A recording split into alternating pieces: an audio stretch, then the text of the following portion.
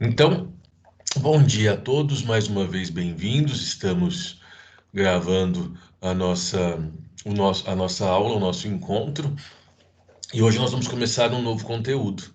Dentro dessa nossa jornada sobre teoria geral do direito, nós terminamos na aula passada, na semana passada, a conversa sobre direito, ética e moral, e fizemos várias reflexões sobre de que maneira um influencia no outro, se o direito é completamente independente, se a moral ela possui uma influência sobre o direito e até que ponto nós temos essa influência, as inúmeras teorias possíveis e utilizadas pelas pessoas na tentativa de explicar a relação entre o direito e a moral. Então, temos todas essas perspectivas quando nós analisamos, e até mesmo é saudável haver uma influência entre a moral e o direito, não é saudável, deveria haver uma separação maior, ou deveria haver uma aproximação maior entre esses elementos. Então, a moral aperfeiçoa o direito, a moral atrapalha a experiência jurídica, como que isso funciona? Então, nós vimos tudo isso na semana passada, você tem o seu material. Agora, nós vamos começar um outro conteúdo, um novo momento dentro do nosso estudo, que é trabalhar com uma evolução histórica muito importante. E eu já de imediato quero te explicar o porquê nós vamos falar sobre isso e o porquê da relevância desse assunto, né? Fala-se tanto sobre direitos humanos e nós precisamos entender verdadeiramente o que eles representam ou o que eles significam. Apesar de todas as situações e de todas as coisas que se propagam a respeito dessa categoria de direitos. E por que que a gente está estudando isso em teoria geral do direito? Qual o sentido de falar sobre a afirmação histórica dos direitos humanos em uma matéria que, na sua essência, não trata de direitos humanos? Primeiro ponto é que não é por acaso que nós estamos falando sobre isso, e imediatamente após falarmos sobre direito moral. Nós teremos, né, dentro desses slides, e você já teve acesso a eles, vários conteúdos, uma primeira parte mais histórica, e essa primeira parte mais teórica mesmo. Depois, nós teremos uma parte enorme só de exemplos, só de casos práticos. E diante de cada um desses casos práticos, sempre vai estar suspensa ou presente, melhor dizendo, a ideia de ética, direito e moral.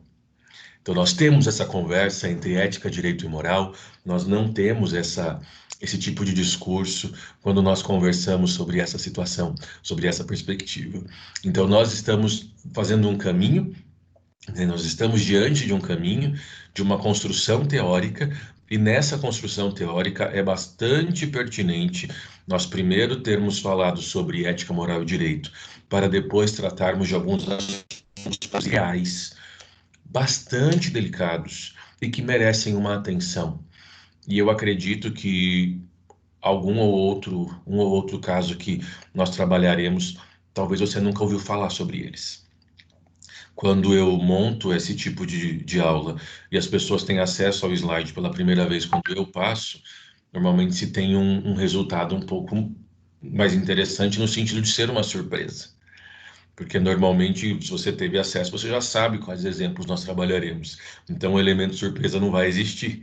Mas, enfim, você vai perceber que é um material com muita foto, com muita imagem, e eu vou falar bastante em torno de cada foto. Então, a minha dica para você, não pira o cabeção a ponto de querer anotar tudo que eu estou falando, porque são muitas informações, e esse vídeo vai ficar gravado, você vai poder acessá-lo na nossa playlist a qualquer momento para revisar, e aí sim fazer a anotação com mais cuidado. Claro que tem muita gente que gosta de anotar, fique à vontade para fazer as anotações, não se preocupe em relação a isso, mas nós precisamos entender que isso vai estar disponível para você depois. Então, ainda que você perca um ou outro ponto que eu coloque, o vídeo vai estar lá salvo para você assistir novamente quantas vezes você quiser. Mas é claro, é uma coisa importante que facilita o seu entendimento. Você perdeu? Me pergunta. Coloca para mim ali o questionamento e eu retomo, não tem o menor problema, você sabe disso, você já está comigo faz um tempo, não tem dificuldade nesse sentido. Mas vamos entender isso então. Então explicamos num primeiro momento por que falar sobre isso agora, e em segundo lugar, a gente entende a teoria geral do direito também dando uma olhada na maneira como o direito foi aparecendo e foi se afirmando ao longo da história. Então, nós temos várias premissas que demonstram a importância do reconhecimento histórico dos direitos. Então, nós observamos que o direito surge, e nós já vimos isso, quando eu tenho uma configuração social. Então, a sociedade existe, a partir dessa existência social, então nós temos o surgimento ou o aparecimento do direito. E o direito vai sendo aperfeiçoado ao longo dos anos, de acordo inclusive com os seus povos, com as suas realidades. Eu vou comentar alguns aspectos de história do direito, esse não é o nosso conteúdo, mas para que você entenda do que eu estou me referindo, né, do que eu estou falando. Então, são alguns aspectos que serão trabalhados sobre a chamada história do direito, e nós precisamos conversar sobre isso. E por que falar sobre direitos humanos? E não falar só sobre a afirmação histórica do direito como um todo, para demonstrar o que eu estou desejando demonstrar por meio desse conteúdo. O que a gente precisa entender é o seguinte, pessoal: existe uma lógica antropocêntrica no direito.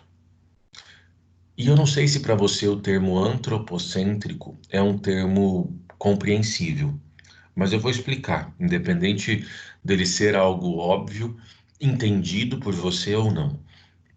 Você provavelmente já ouviu esses termos antropocêntrico em algumas outras disciplinas durante o seu ensino médio. Quando você estuda sistema solar lá na escola, você estudou possivelmente o termo heliocêntrico, que é a ideia de que o Sol está no centro de todo o nosso sistema solar. E o sistema heliocêntrico, no Sol, no centro do nosso sistema solar, ele se contrapõe ao sistema geocêntrico, que era o sistema em que se acreditou por muito tempo, onde a Terra, o nosso planeta, representava o centro do nosso sistema solar e todos os demais corpos orbitavam em torno da Terra, né? Então, inicialmente se acreditou que a Terra representava o centro do nosso sistema solar, até que depois se percebeu que isso não era uma verdade e que efetivamente o Sol representava o centro de todo o nosso sistema solar. E aí nós temos essa nomenclatura de geocêntrico para heliocêntrico. A nomenclatura antropocêntrica significa que o homem é o centro ou é o parâmetro primário de alguma coisa. Coisa esta que eu caracterizo como antropocêntrica. Então, eu posso chamar de antropocêntrico várias coisas, mas a ideia do antropocêntrico é que o homem é o centro, é a essência, é o núcleo daquela situação. Quando eu penso em direito, pessoal, nós temos dentro da visão do direito, principalmente no que tange ao seu surgimento, uma visão bastante antropocêntrica. O direito ele surge ou ele é fruto de um reconhecimento humano e ele se volta para proteger o ser humano, os indivíduos. Então o direito tem o homem como a sua razão de ser e a sua finalidade. Então nós vimos que o direito está onde a sociedade está. Então o direito surge a partir de agrupamentos sociais. O homem reconhece essas regras de comportamento, de organização social que são válidas, que são oportunas e que são pertinentes. Esse reconhecimento é humano. E elas são criadas para quê? Para tutelar a vida humana. Ou seja, mais uma vez, o homem é a razão de ser, a essência do direito, e o direito se volta para proteger o próprio indivíduo. Então, nós temos uma visão bastante antropocêntrica do direito. O direito surge pelo homem e para o homem. E quando eu penso em direitos humanos, eu estou me referindo a um conjunto de regras jurídicas voltadas à proteção da pessoa. Nós temos vários direitos que vão acontecendo e são reconhecidos ao longo da história, E essa afirmação ou esse reconhecimento dos direitos humanos são reconhecimentos de que as pessoas possuem direitos. Então, a visão do direito histórica é uma visão antropocêntrica, e a visão dos direitos humanos também é uma visão antropocêntrica, porque nos dois parâmetros, nos dois casos, nós temos o ser humano, o indivíduo, como núcleo da experiência jurídica. Então, aqui nós temos uma perspectiva que é muito importante. Então, acaba sendo muito misturado, né, ou comunicativo a análise da evolução ou da construção do próprio direito com o próprio reconhecimento de direitos humanos. Nós vamos estudar várias manifestações legais antigas e demonstrar através delas como que o direito foi sendo construído e, paralelamente, como que a pessoa foi sendo tratada. E quando nós falamos de tratamento do indivíduo, em tratamento das pessoas, nós estamos nos referindo aos direitos humanos. E aqui nos cabe fazer um esclarecimento, e um esclarecimento muito importante e muito pontual. É muito comum, e você talvez já tenha experimentado isso, que quando você entra numa faculdade, principalmente uma faculdade de direito, todo mundo acha que você está apto para responder todos os questionamentos da vida, né? Todo mundo acha, todo mundo é exagero, mas você faz faculdade do quê? De direito. Não importa o período em que você se encontre. É como se você já tivesse uma opinião formada, já tivesse condições de responder qualquer questionamento que tenha alguma relação com o direito, com a sociedade, com a norma jurídica, enfim. Isso é uma bobagem. E já lhe adianto, caso você tenha uma expectativa irreal sobre isso, você vai terminar a faculdade sem ter condição de responder todas as perguntas que lhe for feita. Mesmo porque a gente nunca sabe todas as coisas. O conhecimento é sempre uma construção. Então, a gente sempre vai atrás desse conhecimento e busca aumentar esse conhecimento, mas nós nunca estaremos é, tranquilos a ponto de falar eu consigo ou dou conta de responder qualquer coisa que me for perguntada sobre o direito. Isso é uma bobagem. As coisas não funcionam dessa maneira. Bom, é, e aí quando se fala em direitos humanos, existem inúmeras afirmações ou posicionamentos que são colocados que são distorcidos da realidade e que acabam compreendendo esse conteúdo ou esse conjunto de direitos tão essenciais de uma maneira muito equivocada. Eu tenho absoluta certeza que todos vocês já ouviram ou até mesmo já falaram que aquelas histórias de que, ou aquelas afirmações de que direitos humanos são direitos de presos, são direitos de pessoas que não deveriam ter esses direitos e blá, blá, blá, blá. Enfim, vamos entender isso. Quando eu penso em direitos humanos, eu estou me referindo a um conjunto de regras jurídicas voltada à proteção das pessoas, ao ser humano. Então, todos os direitos que de alguma maneira são das pessoas para a proteção da pessoa em sua individualidade, na sua existência, eu posso chamar de direitos humanos. Então, eu chamo de direitos humanos todos os direitos voltados, ou todos os direitos que pertencem às pessoas, pelo simples fato de que elas são pessoas, de que elas são seres humanos. E aqui nós temos que compreender algo, que os direitos humanos são conferidos a alguém por aquilo que a pessoa é, e não por aquilo que a pessoa fez ou faz.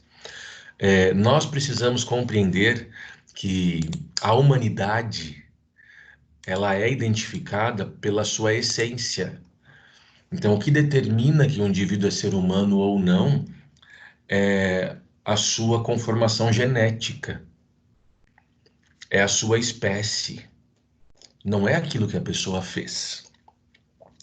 Então, as pessoas possuem direitos humanos, e quando eu falo as pessoas, eu estou falando qualquer pessoa, inclusive você, inclusive eu, por sermos seres humanos.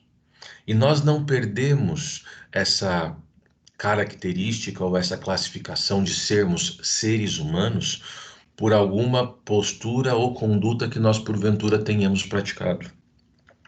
Então, direitos humanos são os direitos das pessoas pelo fato delas serem pessoas. Quando nós pensamos em tutela jurídica, quando nós pensamos em perspectiva da aplicação do direito, nós vamos ter regras jurídicas aplicadas às pessoas por aquilo que elas são e regras jurídicas aplicadas às pessoas por aquilo que elas fazem. Então, exemplo, quando eu analiso o direito penal, é bastante comum nós termos algumas respostas penais, algumas punições que são aplicadas às pessoas por aquilo que elas fizeram. Então, na maioria dos casos, o direito penal é uma resposta à conduta do indivíduo. Tanto que você analisa a conduta, você vai estudar isso dentro do direito penal, para apreciar a pena. Então, a conduta ela é analisada para se fixar o tamanho da pena, a quantidade de pena, que a gente chama de dosimetria da pena, para dosar a pena. Então, o direito penal, em sua boa parte, em sua grande parte, ele é uma consequência daquilo que o indivíduo faz. E ok, isso não é um problema. Só que nós temos outras situações, outros direitos que são uma consequência daquilo que a pessoa é. Então, quando eu penso em direito à honra, direito à dignidade, direito ao nome, direito à intimidade, nós estamos falando de direitos das pessoas e que qualquer pessoa tem, porque ela é um indivíduo. Então, essa é a premissa básica do nosso estudo ou da nossa análise sobre direitos humanos. E esses direitos são reconhecidos aos indivíduos desde o momento em que o direito passa a ser estruturado enquanto disciplina e passa a ser experimentado na sociedade.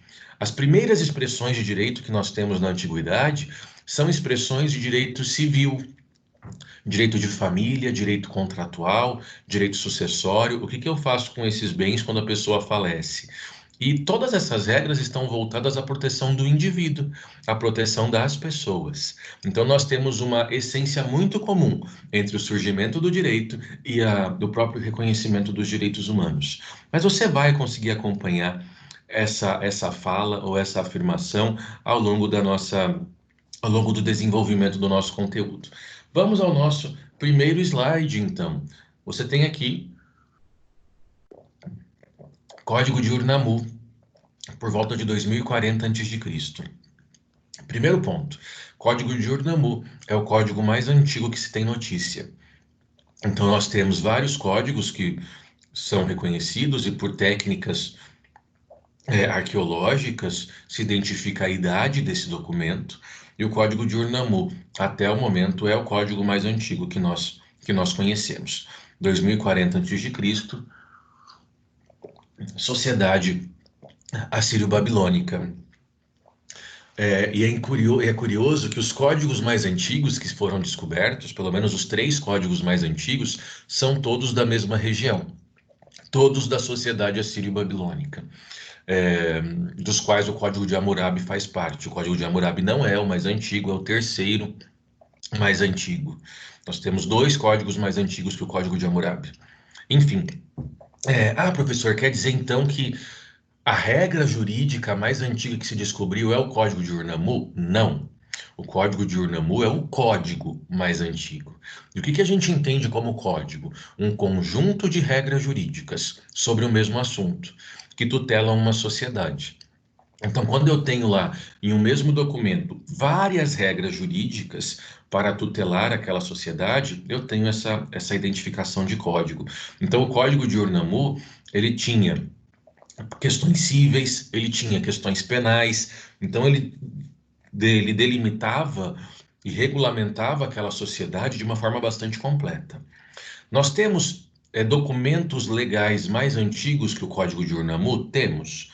Se eu pego a sociedade egípcia, nós não conseguimos encontrar até o momento nenhum código egípcio, mas já foram descobertos contratos do Egito Antigo, alguns tipos de documentos legais já foram descobertos, muito mais antigos que o Código de Ur-Nammu. Como também nós temos um período na história do direito que se chama direito arcaico, que é uma época em que não existia a escrita ainda. A escrita não tinha sido criada. E nesse período foram encontradas regras jurídicas nas paredes de cavernas, como se fossem regras registradas de maneira rupestre. Então, desenhos que determinavam ou que previam regras jurídicas. Isso se encontrou, e isso é muito mais antigo que o Código de Urnamur, mas são regras isoladas. Aqui nós temos que tomar um cuidado, inclusive isso já foi um questionamento que eu já observei em provas, de que o direito é contemporâneo à escrita, ou seja, o direito surge no instante em que a escrita ela é criada ou descoberta. Isso não é verdade. O direito ele surge quando as pessoas passam a viver em sociedade. E as pessoas se aliam em sociedade, se aliam coletivamente, muito antes da escrita ser reconhecida. Depois, a escrita ela permite o registro do direito de uma forma mais organizada, mas já existia direito muito antes disso. Então, nós temos documentos legais muito mais antigos que o Código de Urnamur. Mas quando a gente fala em código, o código mais antigo é este código que está colocado aí para você, que você tem no seu material e que está compartilhado na sua tela. O Código de Urnamur ele é datado de aproximadamente 2040 a.C. Nós temos algumas peculiaridades para observar aqui. É muito importante nós entendermos que é possível variação em relação ao ano, então você pode encontrar algum livro que fale Código de Urnamur 2050, 2045, essas variações são naturais. Existe um padrão que aponta para 2040 a.C. É claro que ele tinha várias previsões, previsões estas que vão regulamentar aquela sociedade, mas eu quero dar a ênfase a uma previsão. E essa previsão é importante que você saiba. O Código de Urnamur, ele previa um princípio chamado princípio da reparabilidade. Olha, e preste atenção nisso. Havia uma previsão no Código de Urnamur de princípio da reparabilidade. E o que é reparabilidade, ou o que era, o que foi considerado reparabilidade neste período há mais de 4.000 anos? A ideia da reparabilidade consagrada e registrada no Código de Urnamur era a possibilidade de reparação pelo mal causado. Então, se uma pessoa, por conta de uma conduta de outra, tinha sofrido algum prejuízo, essa pessoa que sofreu um prejuízo tinha que ser reparada, tinha que ser indenizada, tinha que haver um ressarcimento. Isso era uma previsão muito interessante para um período tão antigo, porque nós falamos de reparabilidade na mesma perspectiva hoje. Então, se eu abro hoje o meu Código Civil, no artigo 927, ele vai ter lá uma previsão dizendo que aquele que por ato ilícito violar direito e causar dano a outrem fica obrigado a repará-lo. E aí, o que é ato ilícito? Ato ilícito, conforme definição do artigo 186, é aquele que por ação ou omissão voluntária, negligência ou imprudência, pratica ali algum prejuízo, causa algum dano a alguém. Então, se uma pessoa, por meio de uma conduta, me prejudica, me gera algum tipo de prejuízo, eu tenho o direito de ser indenizado. Hoje, nós chamamos isso de responsabilidade civil. Mas a ideia da responsabilidade civil é uma ideia de reparação. A lógica da reparabilidade é a mesma. E aí nós temos um código de muitos anos atrás que já tem uma previsão bastante moderna, considerando que hoje tem se reconhecido vários danos, né, várias modalidades de reparação. Para você ter uma ideia, desde que o Brasil vai tendo as suas próprias legislações, o nosso primeiro Código Civil foi o Código de 1916, ele já previa responsabilidade civil, o direito de indenização, mas só material. O dano moral, ele é trazido para o direito brasileiro a partir da década de 60, 70. Então, nós estamos, pouco a pouco, reconhecendo várias modalidades de dano. Então, depois, a partir de 88, se reconhece o dano estético, além do dano moral e material. Aí agora nós temos inúmeras modalidades de dano, tem dano coletivo, dano social, dano existencial, e tudo isso você vai estudar na matéria responsabilidade civil. Mas o que nós temos que entender é que lá atrás, em 2040 a.C., há mais de 4.000 anos, nós tínhamos uma codificação que se preocupava a proteger em proteger o indivíduo, dando à parte prejudicada uma indenização, uma reparação. Então, aqui nós temos um primeiro registro de reconhecimento do indivíduo, de reconhecimento das pessoas. Isso é um passo muito importante na evolução do direito e também é um passo muito importante no reconhecimento dos direitos humanos, no reconhecimento dos direitos dos indivíduos. Partimos para o segundo momento que eu quero destacar aqui, e esse, sem sombra de dúvida, quando nós pensamos em codificações antigas, é o código mais conhecido dos códigos antigos. Como eu disse para você, ele é o terceiro código mais antigo, né? Então, o código mais antigo é o código de Ur-Nammu, o segundo código mais antigo é o código de Enuma, que é um código muito pequeno, tem uma importância histórica, mas dentro dessa nossa evolução a gente deixa um pouco ele de lado. E depois temos o código de Hammurabi, terceiro código mais antigo, datado de aproximadamente 1700, 1800 a.C. O Código de Hammurabi é um código bastante conhecido pela sua suposta severidade. Então, é muito comum um discurso social das pessoas exaltando o valor do Código de Hammurabi, a relevância do Código de Hammurabi, porque ele efetivamente tratava as pessoas de uma forma severa, de uma forma rígida, e as pessoas normalmente falam do Código de Hammurabi, fazendo menção à conhecida lei de Talião, a ideia do olho por olho, dente por dente. Então, a pessoa que praticava o mal contra alguém, ela era punida com o mesmo mal que ela praticou, uma ideia de retribuição. Você vai estudar em direito penal várias perspectivas sobre a finalidade da pena. E aí, ao longo da história, a pena foi tendo várias aplicações. Então, nós tivemos um momento em que a pena ela era retributiva. Então, se a pessoa praticava algo, ela recebia a mesma coisa que ela praticou, a equivalência da sua prática. E aí as pessoas pegam essa premissa a partir da chamada lei de Talião e entendem que assim acontecia na sociedade de maneira geral. E aqui, pessoal, mais uma vez, a gente precisa conhecer as coisas como elas verdadeiramente foram. Porque nós não temos o direito, quando nós estamos na faculdade, quando nós estamos na universidade, principalmente depois de termos acesso à informação, nós não temos mais o direito de propagarmos coisas que não são verdadeiras. Temos que ter esse cuidado, porque as pessoas passam a ouvir mais a nossa opinião. Então, é muito importante fazer esse esclarecimento para vocês. Então, talvez você possa se perguntar: ah, professor, então o Código de Hammurabi, ele não tratava as pessoas dessa forma, olho por olho, dente por dente? Mais ou menos.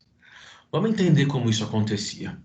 Pessoal, a sociedade babilônica de 1700, desse período em que ela foi regulamentada pelo Código de Hammurabi, e aqui nós precisamos explicar que o Código de Hammurabi era um código completo.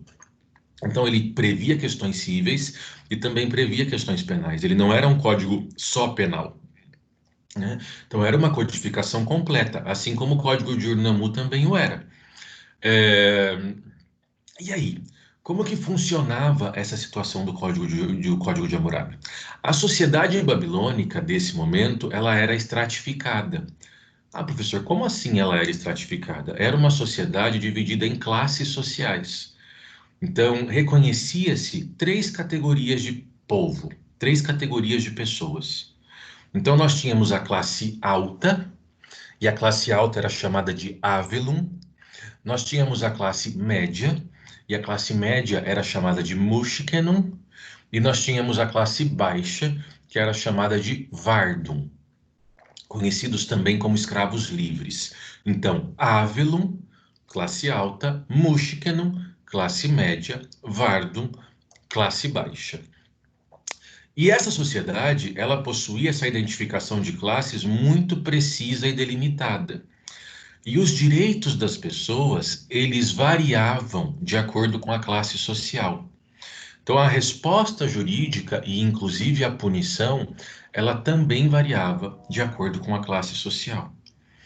E era uma sociedade de castas, onde não se tinha ampla possibilidade de transição entre as categorias, entre as classes sociais. Então aqui nós tínhamos uma realidade, e é uma realidade que você vai me ouvir falar algumas vezes ao longo dessa nossa exposição, de que se você tivesse nascido no lugar certo, na família certa, e consequentemente na categoria correta, correta, claro que entre aspas, você tinha direitos. Agora, se você tivesse nascido na família errada, os seus direitos seriam prejudicados. O que acontecia, pessoal? As penas previstas no Código de Hammurabi, de fato, haviam penas muito severas. Havia pena de morte, decapitação, havia penas cruéis, chicoteamento, amputações, tudo isso era previsto no Código de Hammurabi. Mas o que acontecia? Se o autor do crime fosse alguém que pertencesse à classe social dos Varduns, ele tinha essa resposta. Ele tinha sobre ele essa pena física, essa pena de morte ou amputações e tal. Agora, se essa pessoa pertencesse à classe Avelum, que era a classe mais alta, não havia pena de morte para essa categoria. Então, a mesma conduta, ela gerava uma resposta legal diferente, não pela conduta, mas pela pessoa que praticou a conduta. E isso na sociedade daquela época era perfeitamente aceito, era o conteúdo moral daquela sociedade. É, mas nós percebemos o quão absurdo isso é, o quão absurdo isso significa. Então, normalmente, as punições elas eram medidas em indenização, em dinheiro. Então, quem pertencia à classe alta tinha dinheiro para pagar uma indenização. Agora, se a pessoa fosse uma pessoa pobre, ela não teria dinheiro para pagar uma indenização. Então, como ela não tem grana para pagar, então eu faço uso dos castigos físicos.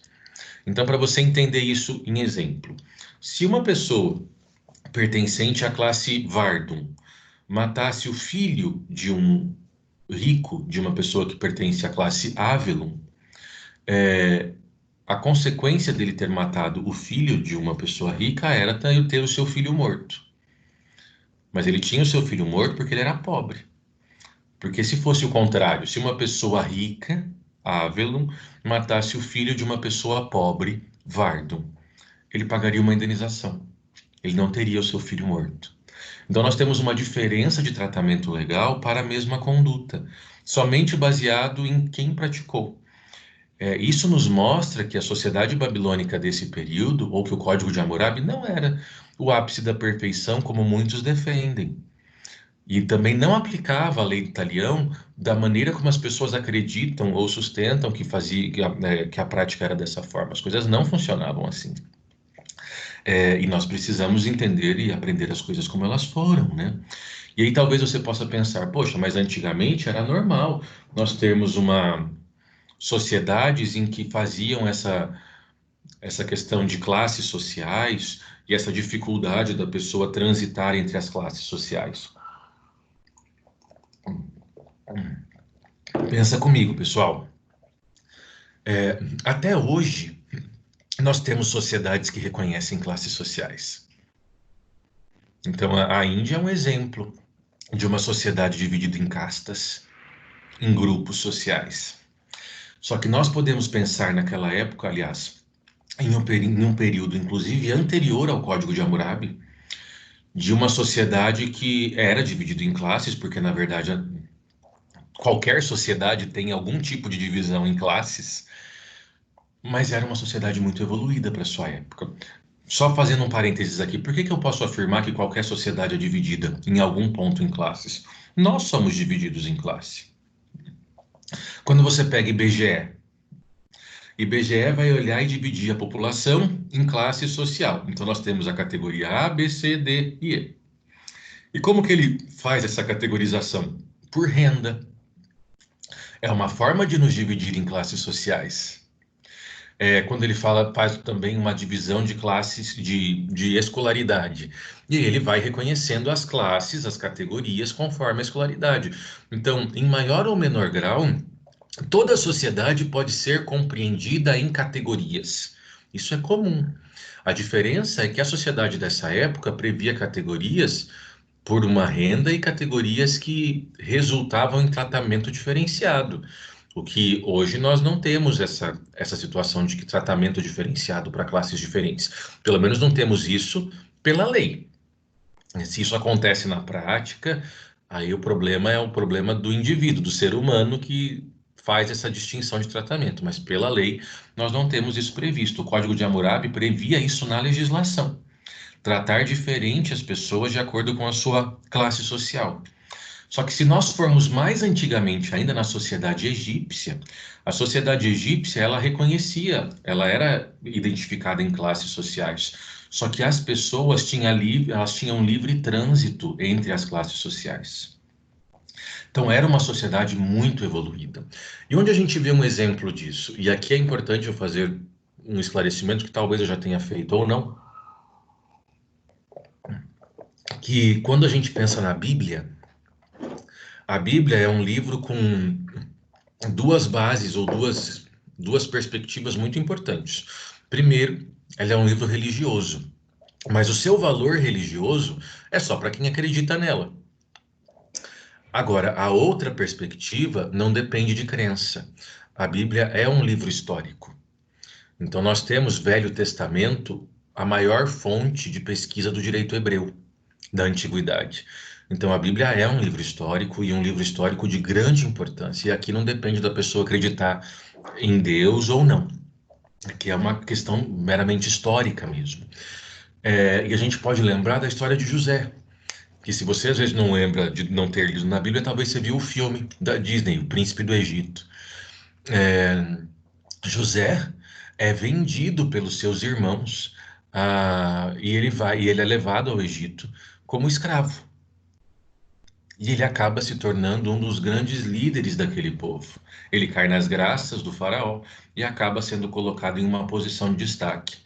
Isso é uma perfeita demonstração, e olha como a gente sabe de várias coisas, mas muitas vezes não fazemos a associação. Mas isso é uma demonstração muito clara, uma representação de que na sociedade egípcia era possível esse fluxo, né, essa fluidez, a pessoa sair de uma classe muito baixa, e José chega no Egito na classe mais baixa possível, como escravo, e ele foi até o momento em que ele se estabelece como um grande líder, e como um grande líder, como um governador. Então, uma demonstração muito clara dessa possibilidade. Um outro ponto em que a gente observa a sociedade egípcia é extremamente evoluída. Quantas sociedades antigas, pessoal, você conhece em que o nome mais conhecido de um governador assim, de um líder é uma mulher? Porque quando se pensa em Egito antigo, é natural se associar a Cleópatra, uma mulher extremamente poderosa para aquela sociedade. Quantas outras sociedades nós temos dentro do nosso estudo em que uma mulher exercia um cargo desse? Então, a sociedade egípcia da antiguidade era uma sociedade muito evoluída para padrões, inclusive atuais. Então, muitas coisas eram previstas, como adoção, direitos de mulher, igualdade entre filhos, coisas que demoraram milênios para serem reconhecidos em outros lugares do mundo. Então, nós temos essa possibilidade de sociedades onde era possível esse trânsito, né? Esse fluxo de indivíduos. Mas não era a realidade da sociedade assírio-babilônica. Então, aqui, a gente coloca o Código de Hammurabi só para fazer essa demonstração e essa explicação de como que ele funcionava, em como que ele desrespeitava o ser humano por aquilo que ele é, por tratar de maneira diferente as pessoas de acordo com a sua configuração monetária, financeira, pela sua classe social.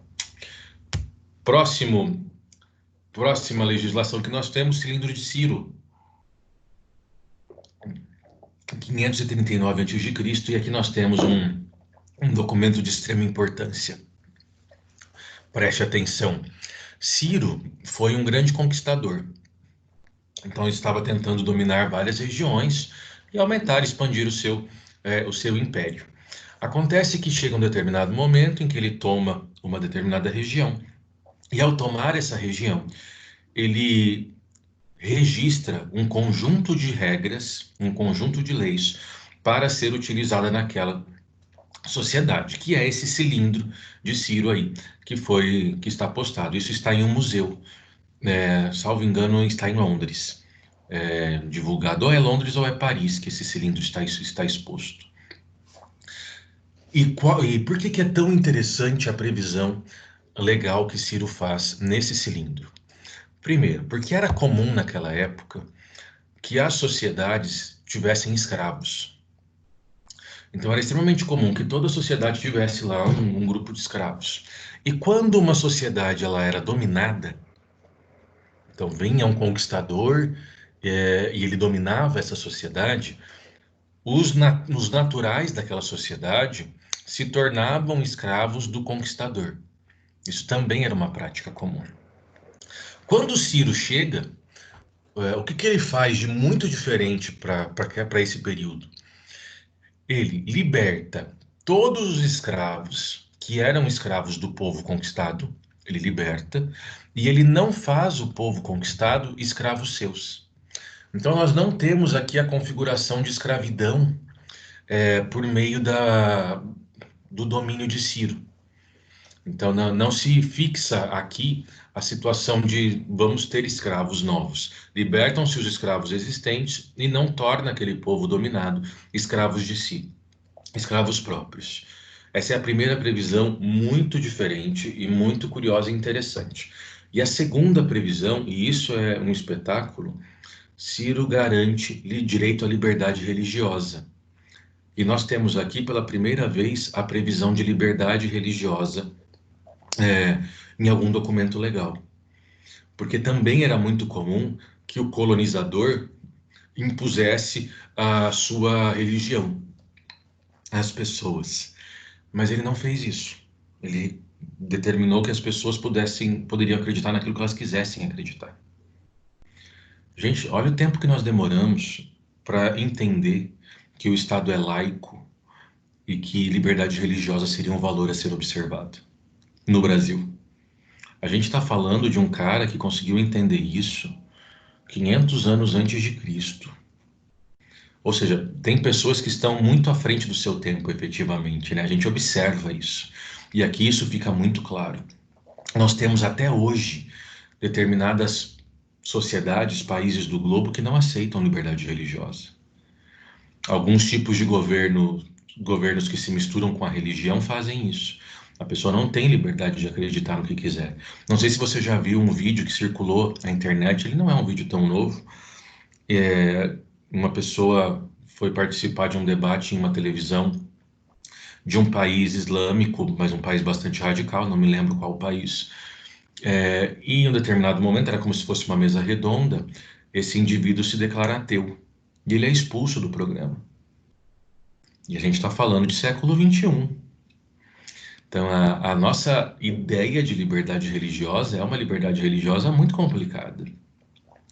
Eu comentei com vocês na semana passada que eu passando aqui em uma rua de Arapongas, verifiquei uma loja que vende artigos religiosos de candomblé. E aquilo me fez refletir, no sentido de que, poxa, se fosse há 10 anos atrás, dificilmente essa loja ia estar aberta, sem sofrer todo tipo de ofensa e repressão pela sociedade. E eu percebo isso no grupo do Face da cidade, em que uma pessoa às vezes posta lá, faço trabalhos voltados a esse tipo de religião. E aí você tem um monte de comentário em cima dessa postagem dizendo, vá para Jesus, só Jesus salva e tal. Não tem nada de errado em acreditar que só Jesus salva, mas o que é errado é você achar que todo mundo tem que enxergar tudo com seus óculos, né? Com a sua visão cristã. Isso é um problema. As pessoas precisam ser livres para acreditar naquilo que elas quiserem acreditar. Então, nós temos dificuldade para garantir liberdade religiosa hoje, em um país como o nosso, que é livre. E o cara faz isso em 539 a.C. Isso é um reconhecimento da individualidade da pessoa de uma maneira espetacular. Então, é um grande ponto a questão do cilindro de Ciro. Chegamos agora à Lei das 12 Tábuas, isso é uma lei romana, e nós verificamos a Lei das 12 Tábuas em dois momentos históricos. A primeira vez que a lei das 12 tábuas são criadas, isso é 450 antes de Cristo. E aí, depois disso, 1000 anos depois, em 450 depois de Cristo, o imperador Justiniano reedita a lei das 12 tábuas. Então, talvez se você for ler sobre a lei das 12 tábuas, você pode encontrar lá 450 depois de Cristo ou 500 depois de Cristo. Ah, o professor falou errado. Não, jovem. É que a lei das 12 tábuas ela aparece na sociedade romana em dois momentos. Inicialmente 450 antes de Cristo e depois elas são reeditadas 450 depois de Cristo. O que nós temos de relevante? Tem muita coisa relevante, mas dentro dessa nossa construção sobre a lei das 12 tábuas. Qual que foi a sacada aqui? Nós tivemos 12 pedaços de pedra que tiveram ali registros legais e elas foram expostas na frente do Fórum Romano. Aqui nós temos o reconhecimento da importância da publicidade, que hoje é um princípio no nosso direito. Você já deve ter ouvido falar aquela situação de que ninguém pode alegar desconhecimento de lei em sua defesa. Por que ninguém pode alegar desconhecimento de lei em sua defesa? Porque todo mundo tem acesso à legislação. A lei ela é pública. Então eu não posso alegar que eu a desconheço para me defender. Essa é a ideia por detrás. E essa ideia de publicidade surge aqui. Porque qualquer pessoa que pertencesse àquela sociedade ou não, inclusive estrangeiros, poderiam passar em frente ao Fórum Romano, parar em frente às tábuas e ler. Então aqui nós temos esse reconhecimento da publicidade, muito importante. Damos um salto e através desse salto chegamos à Magna Carta, 1215. Minha voz já está indo. E aqui nós precisamos fazer um parêntese, pessoal. Não se coloca em vários livros e não se coloca de propósito, porque muitas vezes se tem resistência, mas nós não podemos ignorar isso. E aqui também mais um esclarecimento. Claro que tem muitas outras legislações que eu deixei de fora. Não dá para a gente tratar de todas, são escolhas. Tem várias que ficaram de fora. Eu só fui pontuando algumas que acho importantes. E deixei algumas importantes de fora, porque nós temos que pensar no enfoque da nossa conversa, né? Mas nós não podemos ignorar o ano zero, ou melhor dizendo, o ano 30 e as suas consequências. Nós temos na figura de Cristo uma importância muito grande que se desdobra para perspectivas jurídicas. E mais uma vez, pessoal, isso não depende da nossa crença sobre Jesus Cristo enquanto Deus ou não.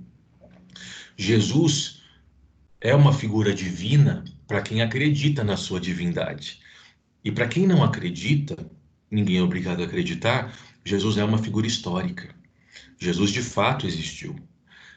E isso é inegável, não se questiona a existência de Cristo. E também é inegável que Cristo estabeleceu por meio de sua liderança uma forma de pensar e uma religião que impactou a humanidade.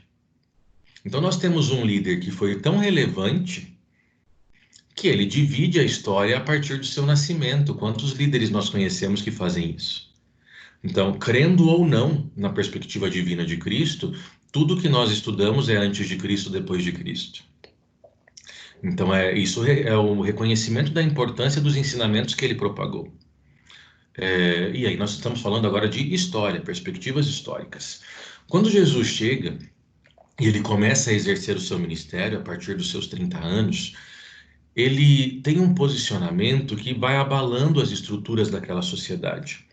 O direito hebreu, um direito demonstrado no Velho Testamento, era um direito bastante complicado, extremamente machista, extremamente misógino, segregacional. Nós temos várias situações em torno do direito hebreu. Então, direitos de herança só para o filho mais velho, mulher não tem direito sucessório, mulher não tem liberdade para escolher marido, ela vai casar com quem o pai queira que ela case, e se o marido morrer, ela tem que ficar casando com os parentes, não pode sair escolhendo, enfim, vários problemas que nós temos no direito hebreu antigo. E aí Jesus vem e dá uma mudada nesse discurso, dizendo que as pessoas devem amar, que todos os mandamentos se resumem no amor. Daí ele fala do amar a Deus e amar as pessoas como a si mesmo, né? É, em respeitar o próximo, em acolher quem não era acolhido. Quando ele fala do cuidado que se tem que ter com as viúvas, é, a preocupação com os desvalidos.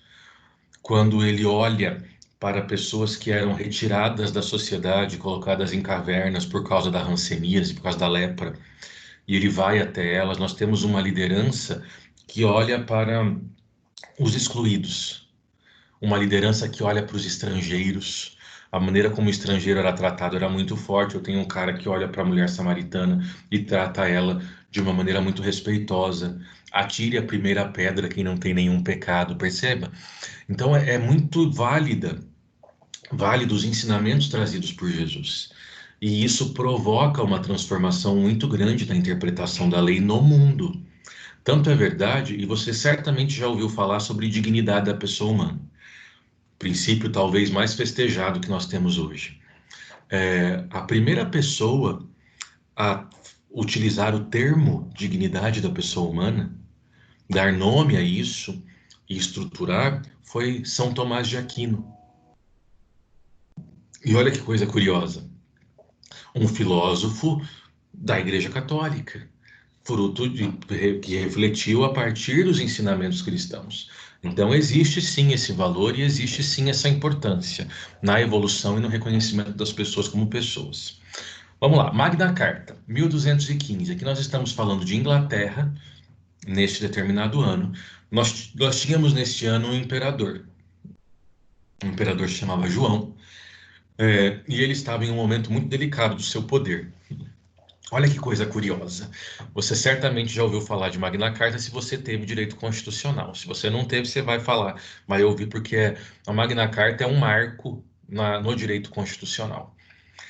E aí, o que aconteceu aqui? Nós tínhamos um período em que a Inglaterra estava bastante fragilizada. Ela estava economicamente fragilizada e belicamente fragilizada.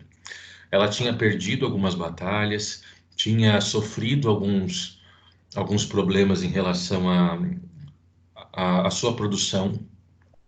Então, era uma época em que a população estava muito insatisfeita com a realidade do seu país. E essa insatisfação, ela reverberava no imperador. Então, né, nesse momento, em 1215, o rei João, ele não era bem visto pela sociedade, e ele estava perdendo força. E junto com o seu enfraquecimento, nós tínhamos o fortalecimento da nobreza. A nobreza inglesa desse período começa a ganhar força, começa a ter voz, porque ela bombardeava o imperador criticando, e com isso ela tinha a adesão da população e apresentava um novo discurso, que a população estava comprando essa ideia da nobreza. E a nobreza percebeu que ela estava se tornando um novo poder, uma nova fonte de poder. E aí nós temos esses dois pontos, esses dois pesos. O rei, muito esperto, e nisso ele foi realmente genial, ele chama a nobreza para conversar, em julho de 1215. E nessa conversa que dura, são várias reuniões feitas por volta de 4 dias, eles fazem um acordo, um pacto. E esse pacto produz a Magna Carta. Esse pacto vai produzir a chamada Magna Carta. Deixa eu só pôr aqui, pessoal, o computador para carregar, porque ele já me acusou que está morrendo. Vamos lá, minha cobertinha. Então, este pacto, voltando, produz a Magna Carta. O que aconteceu aqui? Quando nós temos a situação da Magna Carta, se reconheceu o seguinte: a nobreza promete fidelidade à coroa, então eles fazem um acordo em que a nobreza não mais vai ficar bombardeando o rei e vai dar apoio ao rei para que o rei permaneça no poder, porque o rei percebeu que ele ia ser deposto se ele continuasse dessa maneira. Mas em contrapartida, o rei aceita submeter a sua vontade à lei. E aqui nós temos o fim do absolutismo inglês, onde o rei fazia o que ele quisesse.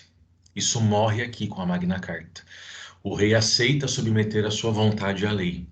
E essa lei vai ser criada por quem? Por esses membros da nobreza.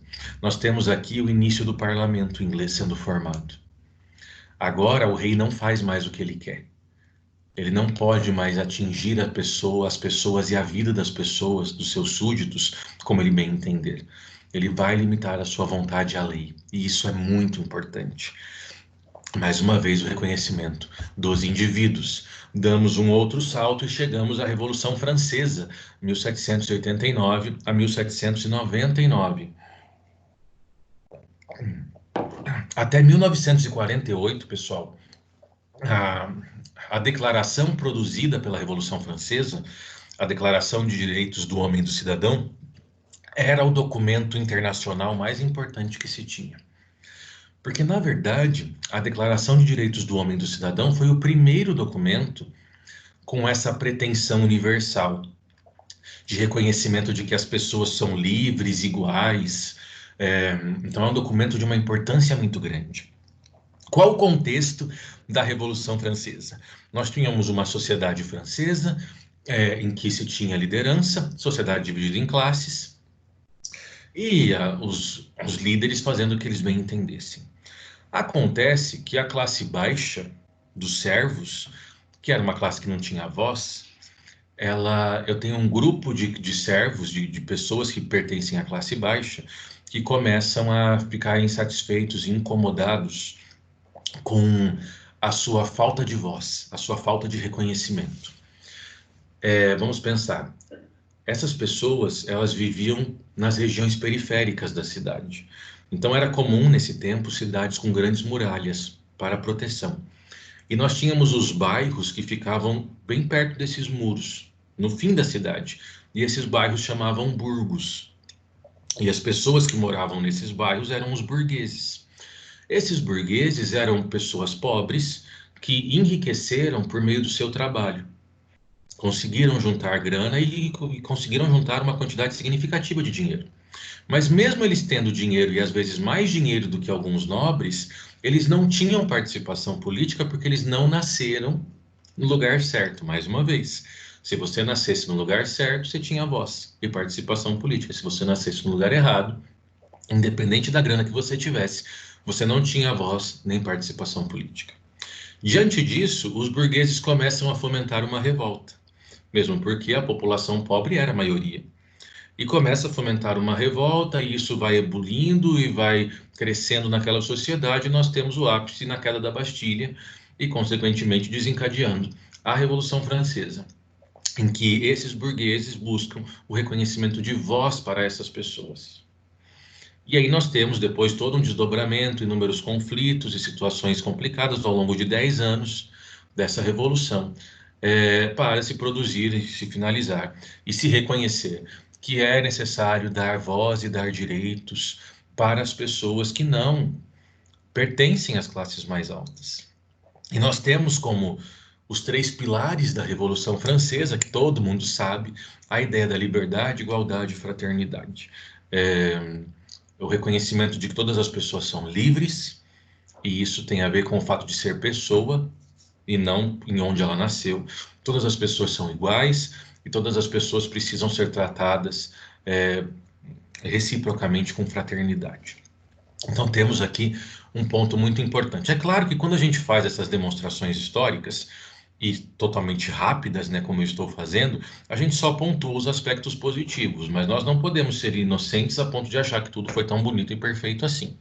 É óbvio que haviam outros interesses ali sendo discutidos e que essa pureza de alma e de coração não existia. Enfim, mas isso não tira os pontos positivos, os aspectos positivos que foram fruto da Revolução Francesa. Antes da gente chegar no Gandhi, então temos aí a Revolução Francesa sobre esse valor. Após isso, pessoal, nós temos um período muito difícil na sociedade europeia e até mesmo em uma perspectiva mais ocidental, né? Nós temos um grande problema porque nós estudamos a história e o mundo a partir da nossa visão ocidental. Nós não estudamos o mundo ou a história de países orientais, nem na escola. Não se fala de história da África, história da Ásia de uma maneira competente. O mundo é visto, né, para nós ocidentais a partir do nosso modo de enxergar o mundo. Enfim, quero colocar aqui, nós tivemos um período em que a França foi governada por Napoleão Bonaparte. E nesse período de governo de Napoleão Bonaparte, é, nós tivemos talvez o primeiro grande retrocesso no reconhecimento dos direitos das pessoas. Napoleão rompe com várias conquistas que foram realizadas no seu desejo de dominar o planeta. Né? Era muito forte essa constatação de quase que se estabelecer um novo império romano a partir de Paris. Então nós temos um cara que não se satisfaz em ser imperador da França, ele quer expandir o seu território. E nisso, muitos direitos foram ignorados, muitos direitos foram esquecidos. Então, nós tivemos aqui um primeiro problema de retrocesso dentro dessa nossa evolução. Damos mais um salto e, durante isso, tivemos Revolução Industrial, enfim, várias outras coisas importantes. Mas chegamos a 1915 com a figura de Gandhi, de Mahatma Gandhi. E já estamos caminhando para o final da nossa exposição. Vamos entender o que é importante você pensar sobre isso, gente. Gandhi, uma pessoa nascida em um contexto hindu, ele vai para vários países, tem a sua formação realizada e ele tem uma boa parte da sua formação feita na África do Sul. Não sei se você sabe, mas Gandhi era advogado, ele foi advogado. E ele, em 1915, ele volta para a Índia. E antes de voltar para a Índia, ainda na África do Sul, ele já começou a realizar alguns movimentos, algumas passeatas, manifestações em busca de igualdade de tratamento. Quando ele volta para a Índia em 1915, ele encontra uma Índia que ainda era colônia. A Índia ela foi colônia da Inglaterra por muitos anos. E nesse período a Índia ainda era colônia e a Inglaterra consumia a Índia excessivamente. Então aproveitava mesmo, taxava, colocava impostos altíssimos sobre os indianos e tal. Uma situação muito, muito complicada. Quando Gandhi volta para a Índia, ele começa a propagar as suas ideias e formar ali movimentos. E existe aqui um ponto muito importante, que Gandhi é a primeira pessoa a pregar a desobediência civil, mas de maneira pacífica. Nós não temos historicamente alguém antes dele que pregasse desobediência civil no sentido de desobedeça ao Estado, não faça o que o Estado manda, mas faça isso pacificamente. Ele foi preso inúmeras vezes, mas em nenhum momento ele sustentava a ideia de vamos pegar em armas, vamos fazer uma revolução na marra, matar quem precisar matar. Não, esse nunca foi o discurso de Gandhi. A sua postura era extremamente pacifista. Postura essa que influencia décadas depois Martin Luther King nos Estados Unidos, que também faz uma longa cruzada nos Estados Unidos pela busca de direitos igualitários. A gente vai falar sobre isso mais para frente, mas uma manifestação extremamente pacífica, desobediência civil pacífica, diferente de Malcolm, que no mesmo período defendia a igualdade de direitos, mas de forma violenta, se fosse preciso, pegar armas se fosse preciso. Então aqui nós temos uma coisa muito curiosa que Gandhi acaba produzindo. E a sociedade começa a aderir aos seus ensinamentos. E tem um ponto também importante na figura de Gandhi, que era a sua coerência. Então Gandhi, por mais que tenha sido uma pessoa muito inteligente e com uma excelente formação, uma pessoa muito culta, ele vivia em um vilarejo muito simples, com roupas muito simples, era uma pessoa que as palavras não ficavam só no discurso. Talvez, e claro que eu não quero falar que é um novo Gandhi, nada disso, mas quando a gente pensa em lideranças que são coerentes com o seu discurso, quando eu penso nisso na atualidade, sempre me vem à cabeça o Mijuca, que foi presidente do Uruguai. E na época em que ele foi presidente, agora há pouco tempo, ele era conhecido como o presidente mais pobre do mundo. Porque antes de ser presidente, durante a presidência e depois, ele continuou morando na sua chácara extremamente simples, na sua casinha muito, muito, muito, muito pobre, humilde mesmo, e andando com o seu Fusca que ele tem há décadas.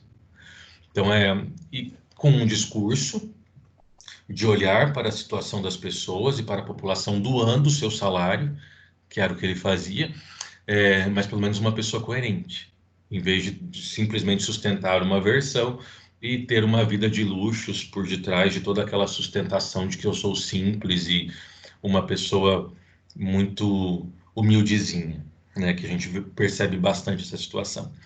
O que acontece? Gandhi então organiza essas manifestações em massa, porque a ideia é que a Inglaterra reconhecesse que os indianos também tinham direitos. Porque até então, o reconhecimento dos direitos das pessoas ele estava limitado à realidade europeia. E fora da Europa, você não tinha direitos. E mais uma vez, se você nascesse na Europa, tá tudo certo com você. Se você nascesse em um país colonizado, você estava lascado. E Gandhi questiona isso. E esse questionamento é o que vai resultar em 1931 com o chamado Pacto Gandhi. O Pacto Gandhi, ele é firmado em 1931 e aqui nós temos a Inglaterra cedendo e aceitando a ideia de que existe direitos para fora da Inglaterra. Então nós tivemos a Marcha do Sal, várias situações que aconteceram nesse momento e que vão resultar na assinatura. Quem assina esse Pacto Gandhi é Gandhi de um lado e o vice-rei chamado Irving, que vai assinar cedendo então em alguns pontos sobre essa pressão inglesa sobre aquela sociedade.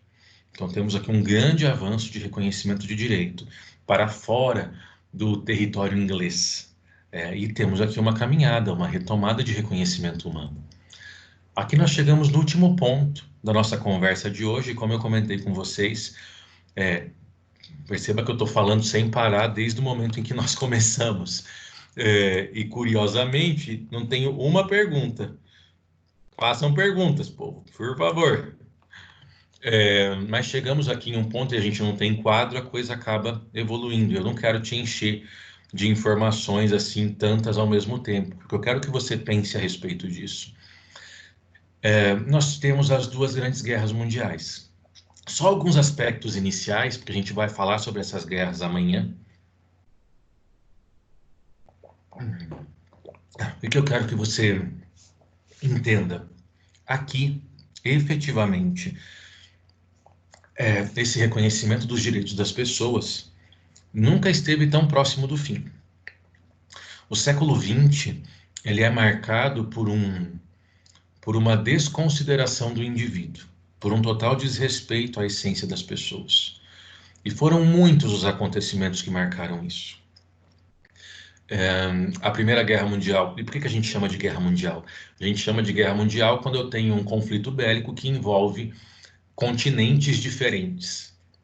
E a primeira vez que isso acontece é 1914, com a Primeira Guerra Mundial. Primeira Guerra, 14 a 18, Segunda Guerra, 39 a 45. E os seus saldos de mortos, nós vamos conversar. Aqui nós temos um período muito difícil e é importante que você entenda que esse primeiro momento da nossa conversa, até para que você saiba como que nós vamos trabalhar, ele vai apresentando uma situação histórica até a Declaração Universal dos Direitos Humanos, em 1948. Então, nós estamos quase chegando nela. Depois, o que a gente faz? A gente volta um pouquinho no tempo e começa a trabalhar casos concretos, casos reais, começando por eugenia, final do século XIX. E aí trabalhando com várias situações, vários momentos de desrespeito ao ser humano. Acredito que alguns você nunca tenha ouvido falar, e a gente vai explicar sobre eles. E aí, quando nós chegarmos nesses casos práticos, nós vamos realmente refletir sobre essa questão da moral, direito e da ética, e falar sobre todos esses exemplos, que não são os únicos, de desconsideração do indivíduo enquanto ser humano. É um ponto muito, muito, muito importante. E aí, por que que eu estou falando isso? Porque a gente vai trabalhar com a guerra agora que eu digo amanhã, e depois nós vamos voltar a falar sobre a guerra, mas na perspectiva do Holocausto, da configuração do Holocausto, como que isso vai acontecendo, a ascensão de Hitler ao poder, enfim. É, então nós temos esse conjunto de informações que serão trabalhadas. Mas nós vamos conversar efetivamente sobre as grandes guerras amanhã. Pessoal, meus queridos, vocês têm alguma dúvida até aqui? Alguma colocação, algum questionamento que você queira fazer, alguma sugestão? Ok. Então, até por uma questão de não te entupir de coisas, nós vamos hoje encerrar por aqui. Nós voltamos amanhã e vamos continuar a nossa conversa a partir das duas grandes guerras. Começar falando sobre Primeira Guerra Mundial, depois falando sobre Segunda Guerra Mundial, chegando à criação da Organização das Nações Unidas, em 45, e a Declaração Universal dos Direitos Humanos, em 1948, trabalhando com as complexidades de todos esses momentos. E depois nós vamos voltar para trabalhar essas discussões práticas, falando sobre eugenia, o que foi eugenia, como que isso acontecia, e inúmeros outros casos práticos, falando do holocausto mais grave que nós tivemos na nossa história, que não foi o holocausto judeu. Só te antecipando, existe um holocausto muito mais severo que o judeu, que foi o holocausto congolês. Nós tivemos mais de 10 milhões de mortos no Congo, conduzidos pelo imperador da Suécia da época. Um sádico, e a gente vai falar sobre isso. Só que não se fala sobre o holocausto congolês, né? Talvez porque Congo não tenha tanta relevância economicamente no planeta. Infelizmente, perceba, as pessoas sendo medidas a partir do critério econômico, mais uma vez, assim como o Código de Hammurabi fazia. Mais uma vez, assim como o Código de Hammurabi fazia. Olha que coisa curiosa. Como que a história ela se repete ao longo do tempo. Como que a gente muitas vezes não aprende algumas coisas. E você vai ver situações em que praticamente se ignorou. Então a gente vai falar sobre genocídio armênio, o genocídio congolês, vamos falar sobre o Holocausto judeu, é claro, mas olha que coisa, se dá tanta relevância ao Holocausto judeu, e tem que ser dado mesmo, porque é uma coisa terrível, mas nós tivemos casos mais graves que nem se comenta. Vamos trabalhar aí, vamos falar sobre apartheid, vamos falar sobre tratamento diferenciado, a segregação racial norte-americana, e vamos trabalhar até com exemplos extremamente atuais do século XXI. Vamos fazer toda essa caminhada, tá bom? Então nós nos vemos amanhã. Lari, eu imagino que seja Larissa. Uma pena. Bem-vinda de qualquer forma, mas você entrou para receber o meu tchau. Nos vemos amanhã. Espero que você consiga entrar normalmente e a gente continua a nossa conversa amanhã. Beleza, pessoal? Fiquem bem. Bom dia para todos. Até. Tchau, tchau.